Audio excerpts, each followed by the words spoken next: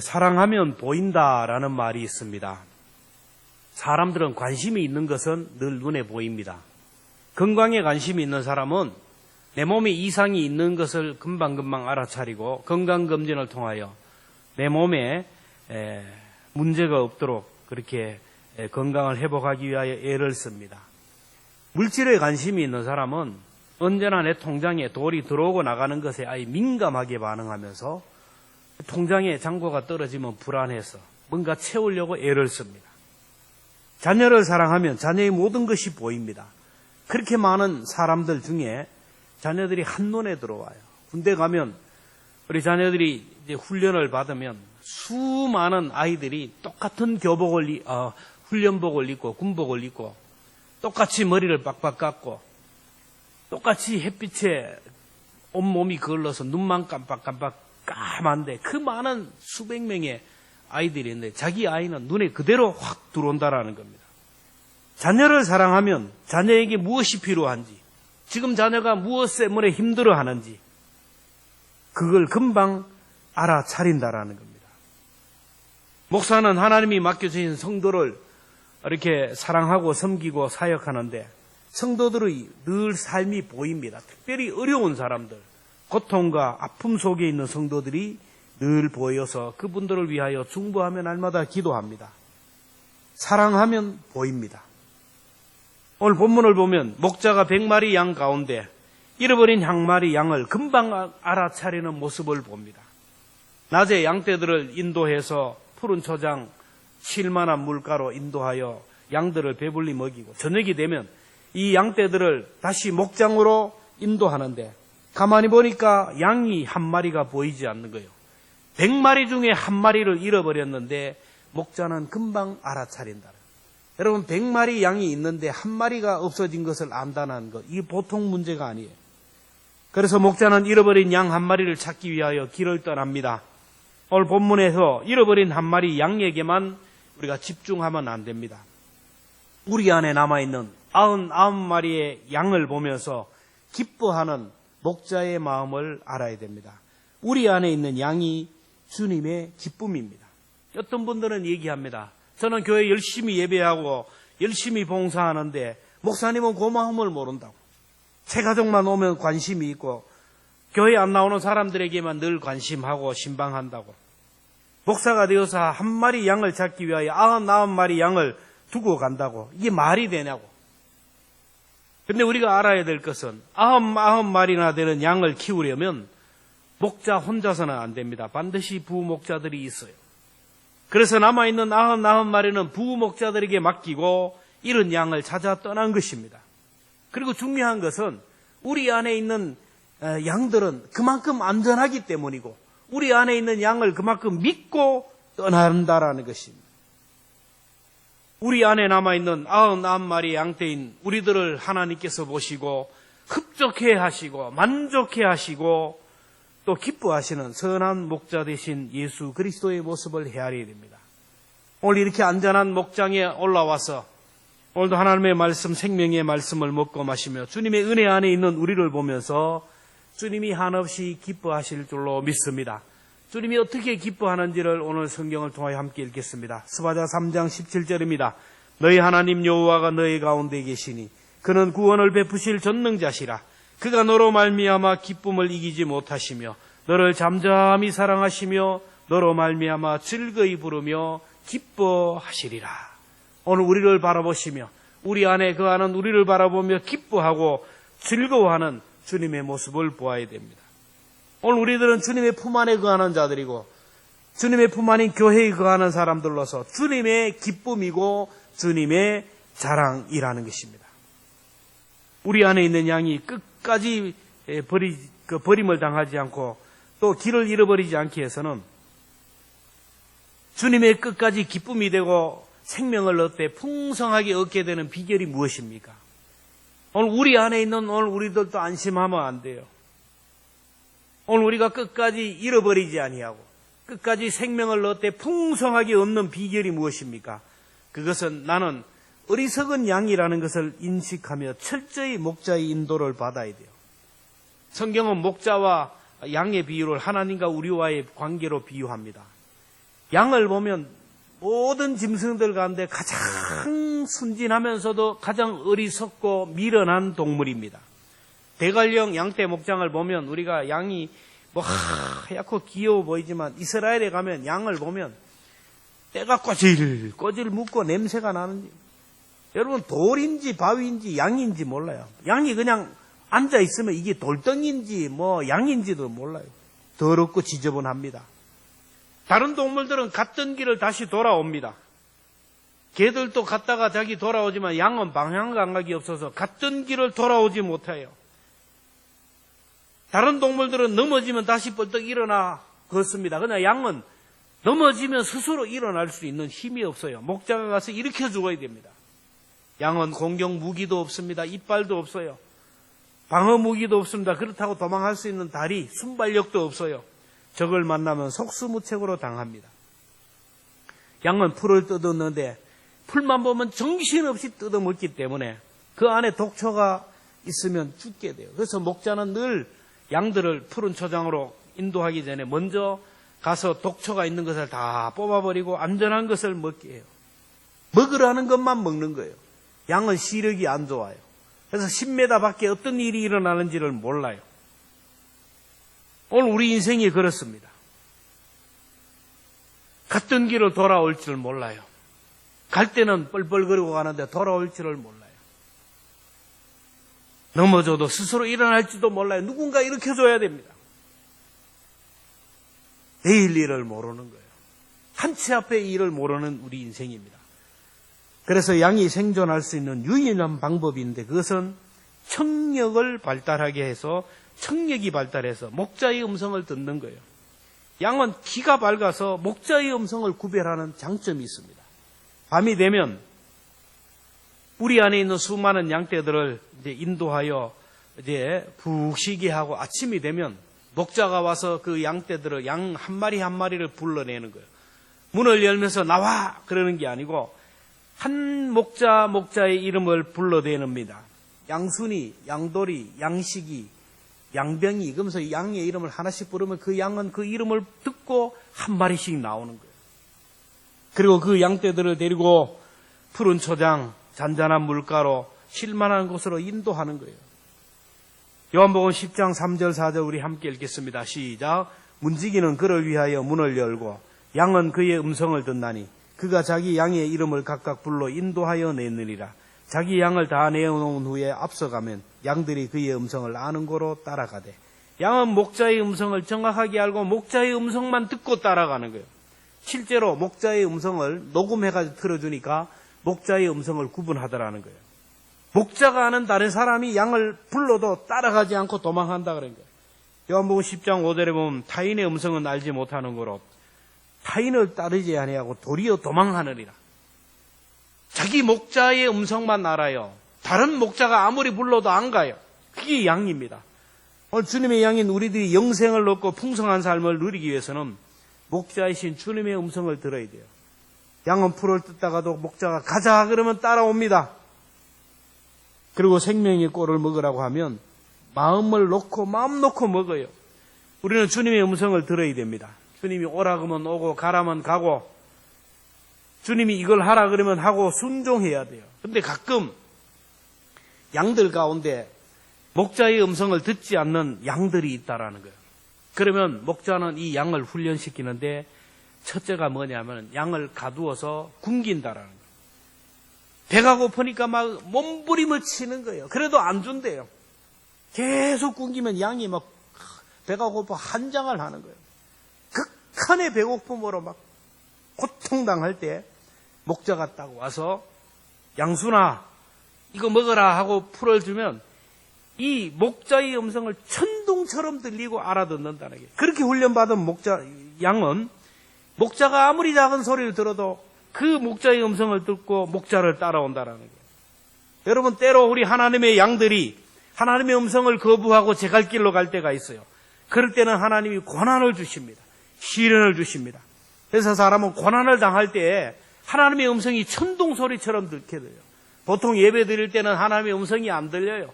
뭐 설교를 듣는 둥 마는 둥 이렇게 하다가도 인생의 큰 고난, 병원에서 당신 암입니다, 그 소리를 듣는 순간 하나님 앞에 나와 예배드리면 목사가 하는 숨소리 하나하나까지 천둥 같은 소리로 들려요. 하나님의 말씀을 읽지 않는 사람이 고난 가운데 있을 때 말씀을 펼치면 말씀을 읽는 가운데 하나님의 음성이 들려오는 거예요. 여러분, 듣는 자가 살아납니다. 그리고 양이 사는 길은 공동체 안에 머물러야 돼요. 양은 무리를 지어 지내는데 딴짓하다가도 다른 양이 움직이면 따라 움직이는 거예요. 한 양이 다른 곳으로 달려가면 이 양도 어디를 가는지 모르고 달려가는 거예요. 확 달려가는 거예요. 그러다 앞에 있는 양이 10m 앞을 모르기 때문에 그냥 절벽으로 떨어지면 같이 다 떨어져 죽는 거예요. 그래서 여러분, 이단들, 신천지나 사이비 이단들이 집단적으로 그렇게 빠지는 이유가 거기에 있어요. 그래서 목자를 잘못 만났어요. 이만이라는 목자가 잘못 인도하니까 다 가는 거예요, 다. 그래서 우리는 꼭 기억해야 됩니다. 사람들이 많이 모인다고 그럴듯하다고 가면 안 되는 거예요. 목자를 따라가야 돼요. 양들은 공동체를 이루어 살아가는데 공동체가 가는 대로 따라가요. 여러분, 우리가 하나님의 양으로서 공동체 안에, 교회 안에 머물러야 돼요. 공동체가 하자 그러면 하고, 공동체가 예배드리자 그러면 예배드리고, 뭐 기도하자 그러면 기도하고, 우리가 뭔 프로그램을 하자 그러면 같이 해야 돼요. 히브리서 10장 25절, 24절, 25절에 보면 서로 돌아보아 사랑과 선행을 격려하며 모이기를 피하는 어떤 사람들의 습관과 같이 하지 말고 오직 권하여 그날이 가까움을 볼수록 더욱 그리하자. 공동체 안에서 우리가 뭐 합시다, 아멘 하고 따라가야 돼요. 예배드리기를 힘씁시다 그러면 함께 독려하여 예배드려야 돼요. 이런 양 찾기 합시다. 그럼 우리 함께 해야 돼요. 조미감사운동, 그리고 가만히 가 있어야 합시다 그러면 함께 동참해야 돼요. 우리가 이 공동체 안에서 공동체가 하는 일에 함께 따라가다 보면 언젠가 나도 하나님 나라에 들어가 있는, 하나님의 나라의 공동체, 천국의 공동체 안에 있는 나 자신을 보게 될 거예요. 오늘 여기에서 공동체에 속하지 않은 사람은 죽고 나서도 늘 그 자리에 가게 됩니다. 오늘의 자리는 내일에 내가 서야 할 자리야. 양은 목자에게 절대 순종하고 몸을 맡깁니다. 목자가 모든 것을 목자에게 맡겨요. 그러면 목자가 모든 걸 책임져요. 혹시 목자가 양의 털을 깎다가 잘못해서 살을 베어도 양은 일어나지 않아요. 소리도 안 질러요. 그렇잖아요. 개는 먹이를 줘도, 주인이 먹이를 줘도 뭐 건드리면 물어버려요. 근데 양은 그렇지가 않아요. 털을 깎다가 잘못해서 몸을 다쳐도 양은 움직이지 않는 거예요. 몸을 전체적으로 맡겨요. 그리고 양은 목자가 죽일 때 양을 데려다 놓고 칼로 목을 찔러도 양은 소리를 지르지 않고 버둥거리지 않는 거예요. 목숨을 완전히 목자에게 맡기는 것이 바로 양입니다. 오늘 우리가 사나 죽으나 내 모든 것들을 하나님께 맡기는 양, 그것이 바로 하나님의 양입니다.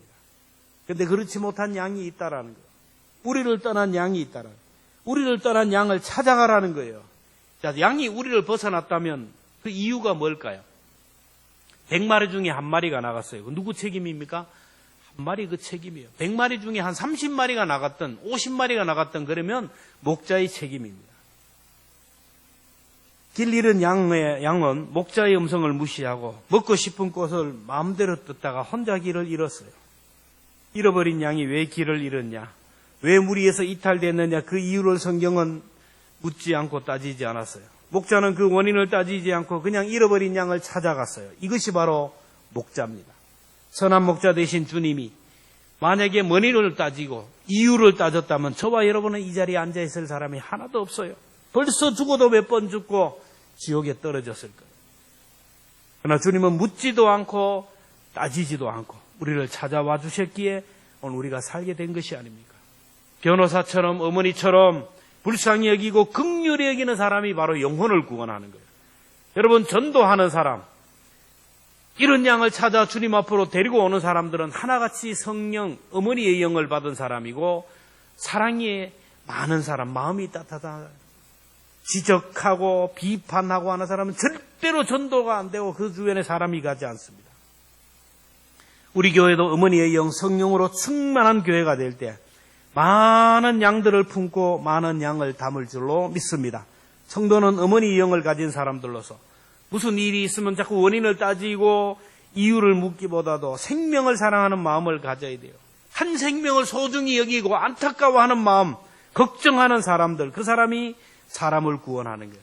오늘 이 시대가 필요로 하는 사람은 바로 이런 불쌍히 여기는 마음, 긍휼히 여기는 마음을 가지는 사람이에요. 교회에서 한 영혼이 안 보입니다. 믿다가 낙심한 사람이 생깁니다. 그러면 사람들이 이럽니다. 왜 교회에 안 나왔냐고. 뭐가 문제래 하면서 원인을 찾아다닙니다. 누구 때문에 교회에 안 나온대 하면서 말을 만들어내는 것은 공동체에 악영향을 끼치는 겁니다. 제가 아는 한 교회에서 문제가 있어 교회에 안 나오는 사람은 목사와의 관계가 아니에요. 다 성도들과의 관계 속에서 상처받고 서로 문제 때문에 그래 나가는 거예요.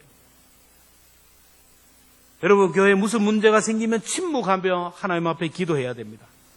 목자의 마음으로, 어머니의 마음으로 찾아가서 감싸 안고 불쌍히 여기며 보듬어 줘야 돼요.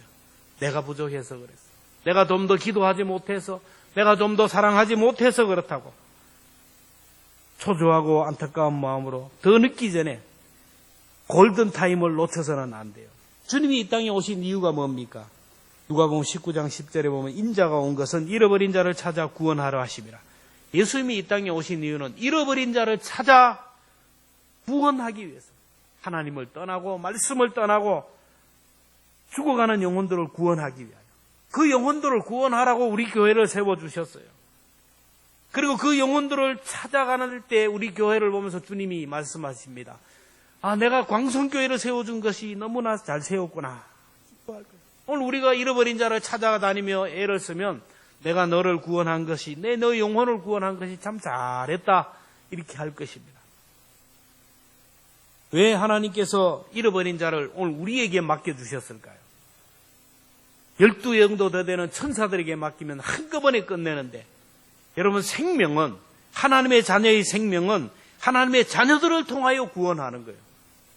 자녀는 어머니를 통하여 생산하는 거예요.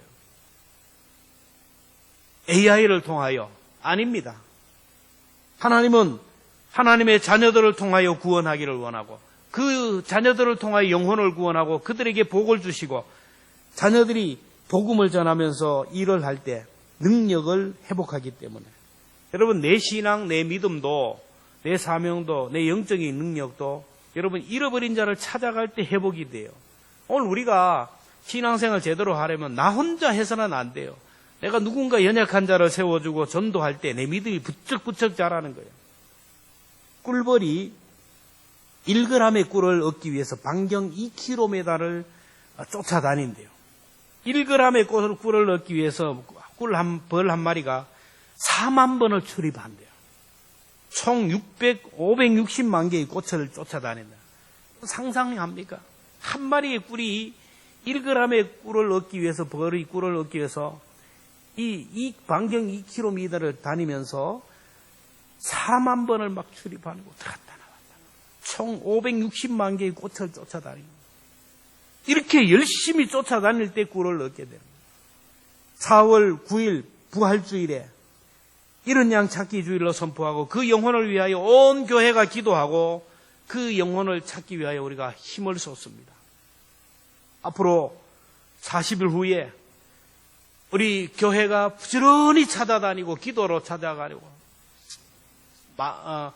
전화로 찾아가고 메일로 찾아가고 편지로 우리의 발걸음이 찾아갈 때 그 영혼들이 주님 앞에 돌아올 거예요. 여러분, 세상에서 가장 아름다운 눈물이 뭐냐면은 잃어버린 자를 위하여 우는 눈물이에요. 가장 아름다운 발걸음이 잃어버린 자를 찾아가는 발걸음이래요. 여러분, 가장 아름다운 사람, 하나님이 그 연대를 계속하는 사람은 그 가슴에 잃어버린 사람의 영혼을 품고 이름을 품고 기도하는 사람이래요. 여러분, 세상에서 가장 아름다운 명단, 가장 아름다운 리스트, 생명의 리스트가 뭔지 알잖아요.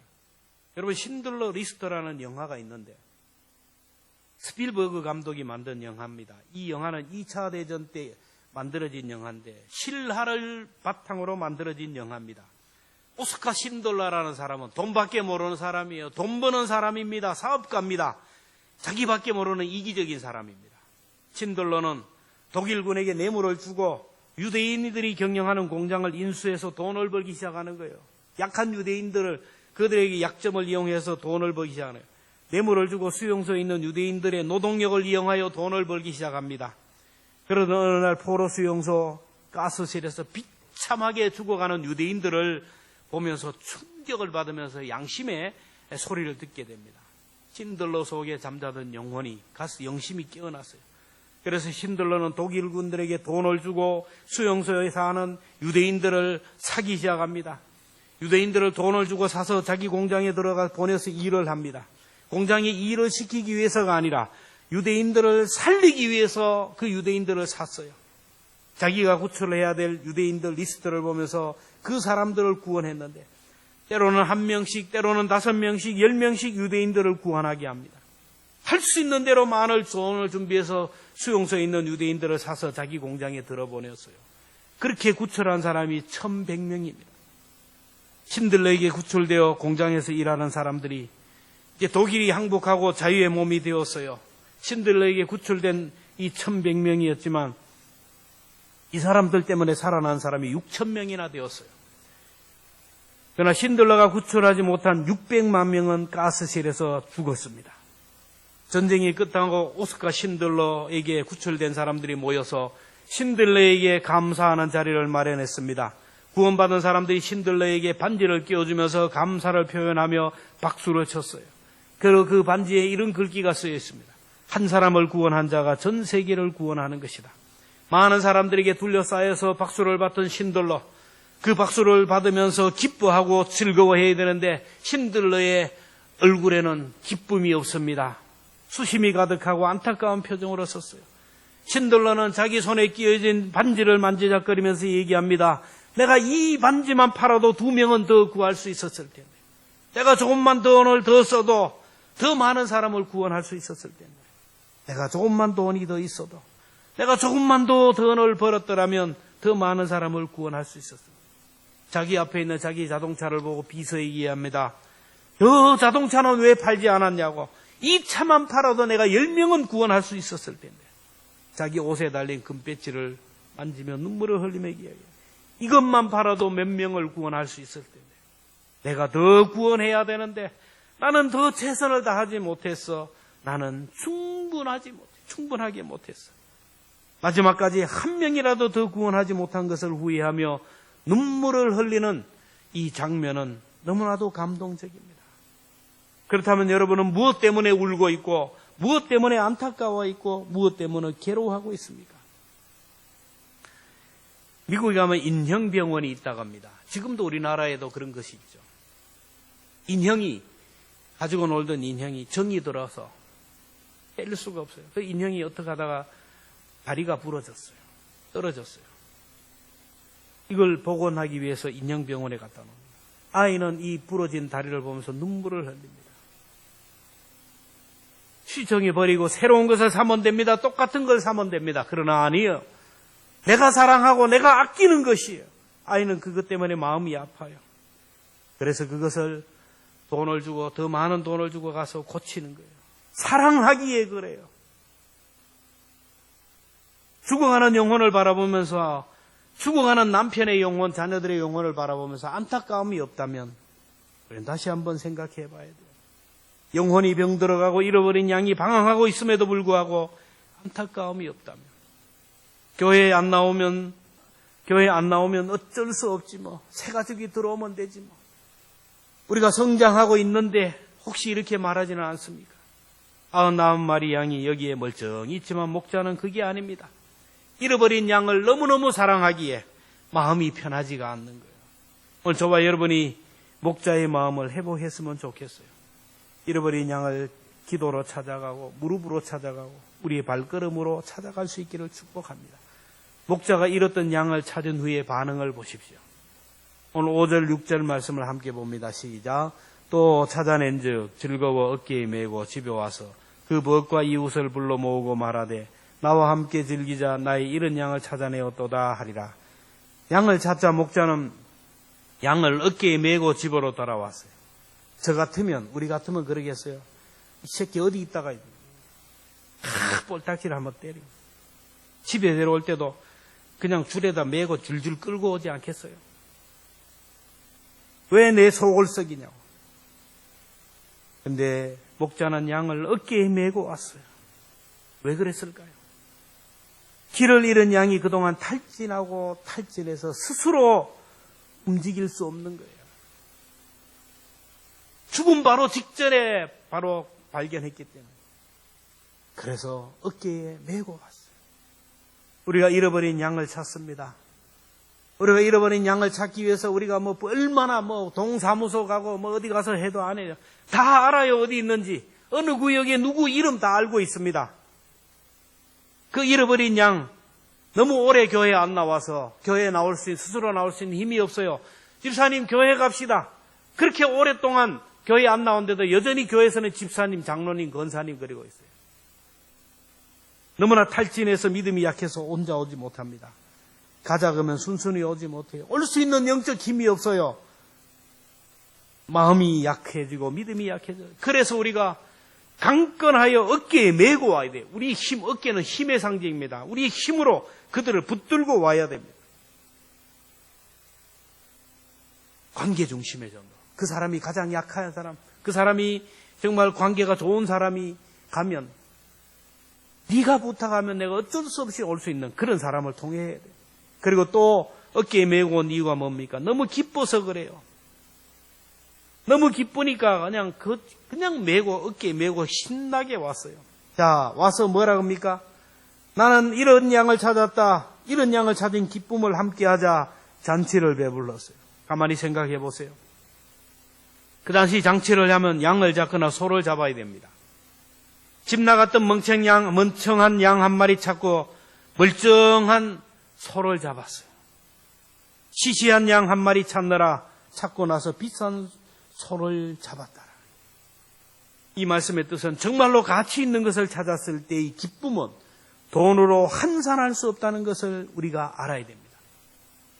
이런 양 찾기를 우리가 하면서 선물을 준비하고 막 하면 그래요. 돈을 그랬었냐고. 물질 우선주의, 물질 지향적인 이런 삶이 있어요. 뭘 해도 돈을 찾고 이게 돈. 돈보다 더 중요한 것은 생명이에요. 우리 교회가 세워진 이유는 우리 교회를 통하여 한 영혼을 구원하고 한 영혼을 살리기 위하여 하나님께서 우리 교회를 세워주셨어요. 우리가 세상에서 누리는 기쁨이 많지만 돈을 버는 기쁨, 내 건강이 회복되고 내 취미생활하는 기쁨이 많지만 여러분 그 기쁨은 잠시 잠깐 있다 다 사라지는 거예요. 내 생명 끝나면 내 몸이 점점 늙어지면요. 그 기쁨 누리지 못해요. 사람들 내 곁에 오래 못 갑니다. 병원에 가보세요. 누구도 나와 함께하지 못해요. 운동 천년만년 할 것 같으세요? 운동장에 못 갈 때가 있어요. 취미생활 안 돼요. 돈이 아무리 기쁨이지만 돈이 나하고는 상관이 없는 때가 와요. 정말로 이 세상에서도 기쁘고 천국에서도 영원히 내가 기쁨이 되고 자랑이 되고 주님에게 내놓을 만한 상급이 되는 것은 바로 영혼을 살리는 것입니다. 죽어가는 영혼을 구원하는 그 기쁨을 맛보았으면 좋겠어요. 예수님이 70명의 문도들을 세상에 보내면서 그들이 나가서 복음을 전할 때 기적을 경험하잖아요.